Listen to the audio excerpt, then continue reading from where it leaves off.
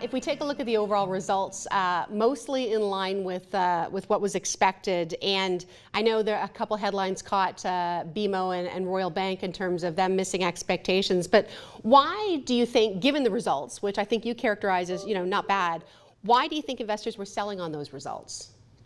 Well, investors have been selling for some time now on not just the banks, the market as a whole, and I think the banks are just being caught up in the concerns around a potential recession and what it could mean to credit losses.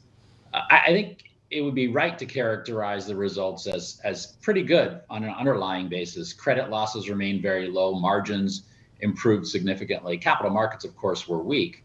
But I think the concern remains that higher interest rates will usher in a recession that'll lead to higher credit losses.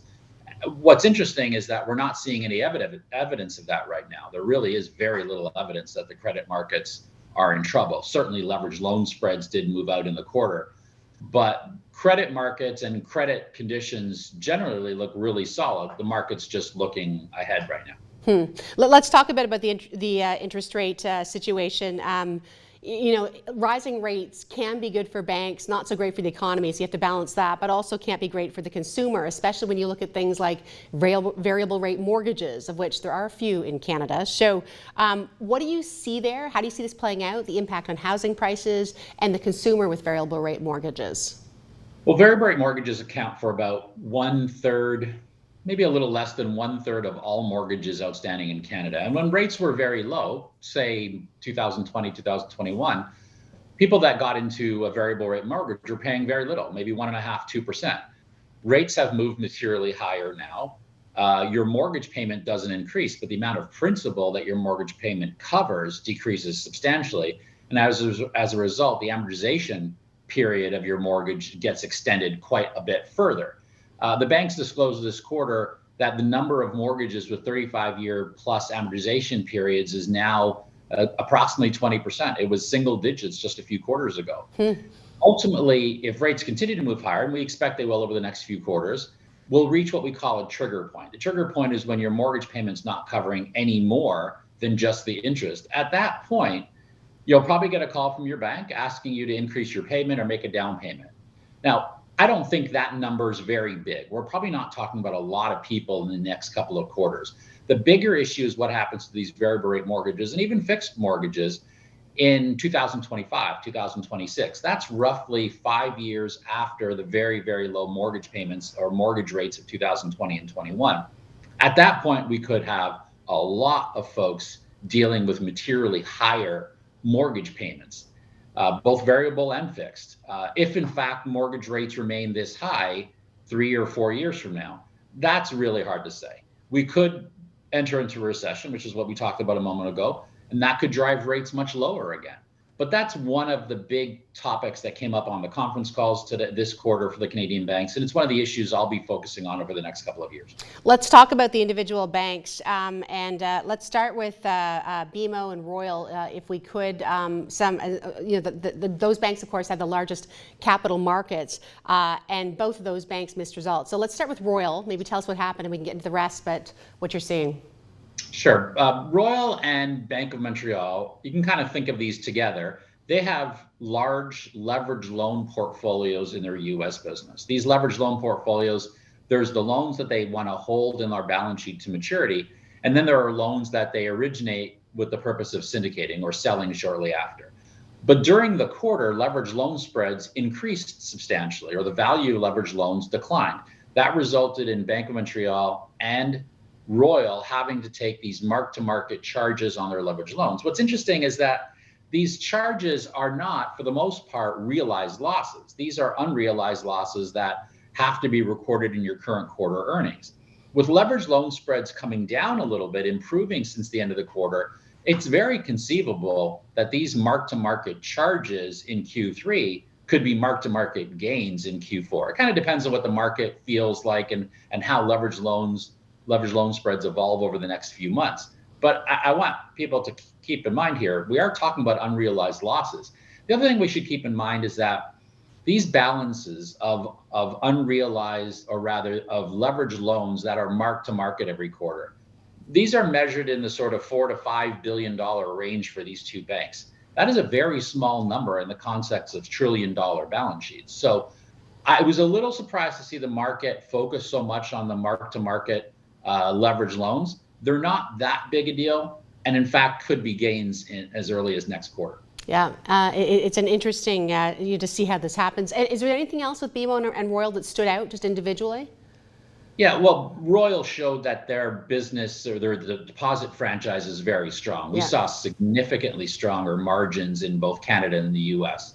And that certainly helped to support the results. We also saw from Royal slightly better loan growth. They don't appear to be losing share. They have been over the last few quarters. This quarter looked like they regained some share in consumer lending.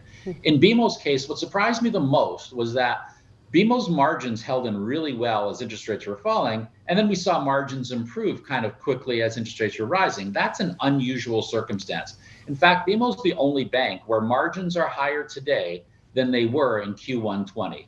It probably relates to some effective hedging they've done, the variable rate nature of a lot of their lending, and I think they have a better deposit franchise than I gave them credit for. So those were the two sort of surprising things I saw from BMO this quarter. What about, and I'll remind everybody, we don't talk about TD for obvious reasons, but let's talk about CIBC. What did you see there? The market's been very disappointed with CIBC results. I didn't think the underlying results were that bad, but there seems to be some growing concern that CIBC will not benefit as much from rising rates as their peers. We didn't see their US margin improve in a big way the way we saw for other banks, for BMO and Royal, for example. I think there's some ongoing concern that CIBC also grew their loans very abruptly over the last 12 months. And to the extent that you're concerned about a credit, not crisis, but maybe a credit cycle unfolding, there's some concern that CIBC might have more exposure there. But ultimately, the bad rap that CIBC often gets, and I think it's a little bit overstated, is their housing exposure. They certainly do have more domestic mortgage exposure than their peers. But if the housing market really were to take a tumble here, everybody would get hurt, not just CIBC. But I think that's one of the areas that's sort of hurt the stock since they reported their Q3 results. What about Bank of Nova Scotia? Scotia's not in a good place right now. I think they're not seeing their margins expand. They were the only bank that didn't report a year-over-year increase in their net interest margin in Q3 22 relative to Q3 21. They've hedged out that exposure. There's also the nature of their Latin American business that has resulted in sort of modest margin expansion, or in fact, we saw a very sharp sequential decline in their Latin American margin. The bank is sitting on 11.4% capital ratio. On an absolute basis, that's a fine capital ratio. On a relative basis, it's light. So right now we're looking at Scotia. They don't have a ton of capital to go out there and do acquisitions or to grow their risk-weighted assets, which supports growth and earnings. The margin performance isn't that impressive. They would be at the bottom of my pecking order among the banks that I cover. What are you going to be watching going forward, Mario, in the next quarter and the next year? I mean, you mentioned, the capital markets have been weaker. You tell me, but I don't think they're going to be, sparking up in the same way for the next little while. You could have a weaker consumer, or we will. We don't really know what the Fed's doing. Some people are saying we could see rates as high as central bank 6%. Others are saying it's probably going to break in around 4%. There's a lot. There's a lot of variables right now. So what are you going to be watching going forward? In any given quarter, credit matters. The credit performance matters for our Canadian banks, but in no quarter over the next few quarters is it more important. It's more important now than it's ever been. And the reason for this is there's no evidence of a credit deterioration, but yet the market's behaving like it's imminent. So I'll be following things like consumer delinquencies. Are delinquencies increasing? Gross impaired loan formations. Are we seeing higher loans become what we call impaired? I'll be watching the banks very carefully. The banks have to book every quarter what we call performing loan reserves. These are reserves or credit losses related to loans that are still good. They book losses on those loans because they see something coming. So watching how the banks report their performing loan reserves, if that starts to increase, delinquencies, gross impaired loans, those are the big ones. Because what I'm most interested in right now is who's right.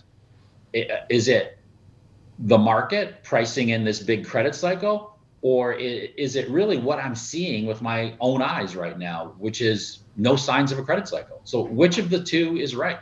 That's what I'll be watching for really carefully. We'll be looking forward to having that discussion to find out the answer to that. Mario, thanks so much.